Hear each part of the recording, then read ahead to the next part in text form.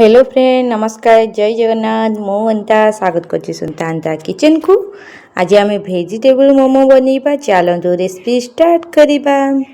तो वेजिटेबल मोमो पई मु नेछि बंधा कोबी गाजर आ पियाज ताकू चॉप कर नेछि। प्रथमे आम गैस ऑन करिबा सेतिरे कढ़ई बसैबा। तो कढ़ई के आम भला भाबरे गरम करनेबा सेतिरे तेल देबा।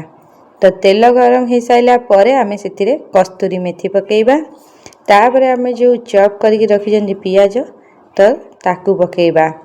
फ्लेवर पाई आपण कस्तूरी मेथी नहीं पारे बहुत बढ़िया लगे। आपण माने निहाती ट्राई करेंगे ये रेसिपी कहीं मु एमती ताकू भाजिक ही स्टफिंग दिए कहीं बहुत भल लगे खायापाई। आपण निहाती ट्राई करेंगे कमेंट करी कहे रेसिपी आपण मानकु केमती लगिला।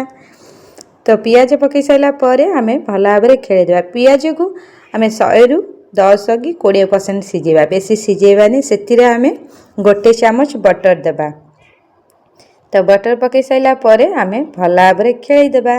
तो देखो पियाज आमर जस्ट टिके आंगुर सीझी तापर आम से पकईदेबा जो चॉप कर रखी गाजर आउ कोबी आउ मटर तो ताकू पकईबा। तो आपण एथिरे पनीर भी नहीं पारे स्टफिंग पाई। तो आकु सब पकई सारा पर आम भल भाव खेलेदेबा। गैस को आम मीडियम रे रखा आपको टे भल भाजवा कहीं जमी आमर जो बंधा कोबीर कंचा स्मेलटा रही। तो सही हिसाब से ही बनइबा बहुत भल लगे खायापे। आ चटणी मु आउ केतबेले आपण मानकु रेसिपी ट्राई करी पकेयापाई कहीं मुझे अलरेडी चटणी पकई सारी। आम टमाटर कंचा लका को आप भाजिक ही से सॉस टाइप रो चटणी करें। तो ये आम सब जाक जो चॉप कर रखी कोबी गाजर तो ताकू पकई देखी भल भाव खेलेदेबा। एबे देखो 5 रु 6 मिनट भल भाव कवर करके रखीदी तापर आम चेक करके खेलेबा। तो आर कोबीर देखो एमती भाजिला टाइम रे कंचा स्मेलटा ही रोची। तो ताकू भल भाव टिके भाजीदेले कंचा स्मेलटा पळेबो।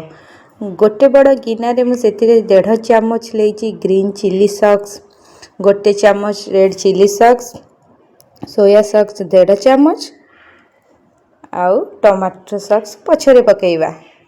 तो ताकू सब एखाडी करके रखी तो ताकू आम परे पकेइबा।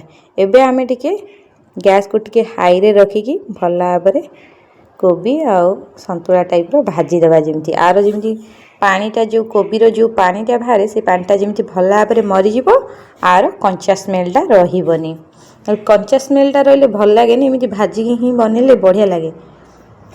तो एमती करके आम खेलेदेले एबे आम से पकेइबा राग अनुसार लंका गुंड गोटे चामच, हल्दी गुंड हाफ चामच, जीरा गुंड गोटे चामच, धनिया गुंड हाफ चामच मसला पकई सारा पर आम भल भाव खेलेबा।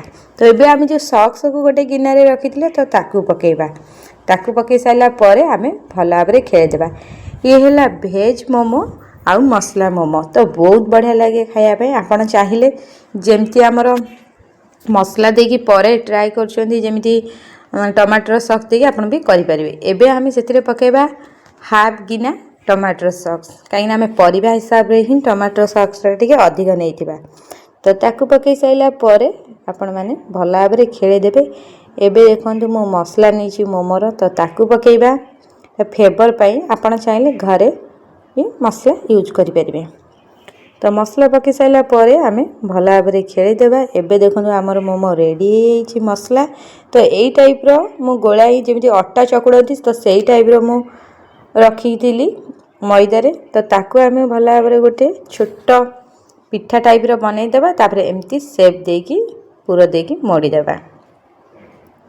तो आपण मैंने जमी घरे रुटी करती से टाइप रो ही अटा बटर रहिबो।